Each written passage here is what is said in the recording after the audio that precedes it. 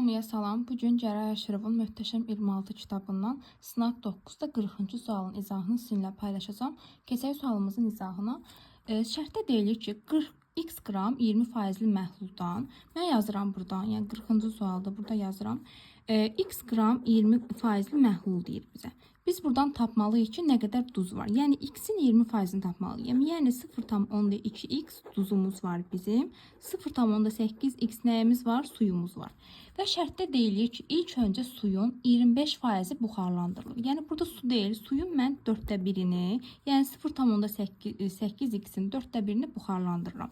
Bu deyilir 0,2x deyilir 1/4. Yəni 0,8-dən mən 0,2x-i çıxacağam. Qalacaq buradan 0,6x su. Deməli məhluldan 0,2x su buxarlanır, 0,6x su qalacaq. Deməli bu qədər su qaldı. Ondan sonra deyir ki, bizə daha sonra bu məhlulda qalan suyun 50%. Deməli 0,6x su qalıb və onun da yarısı buxarlanır. Yəni 0,3x buxarlanır, 0,3x qalacaq. Elədir, qalacaq. Məhlulumuzun ümumi kütləsi isə, yəni 0,2x duzumuz var, 0,3x-də nəyimiz var? Suyumuz var. Bu duzdur, bu da sudur. Yəni biz bilirik ki, məhlul duzla suyun cəmidir. Bunu tapandan sonra bu məhluldur. Mənə buradan deyir ki, alınan yeni məhlulun faizini.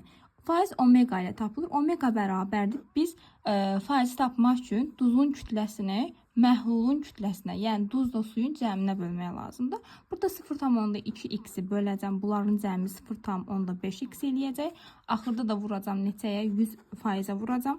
Buradan da tapacağım ki, x-lər gedir. Buradan da 40% eləyəcək. Cavabımız da eləyir buradan C bəndi.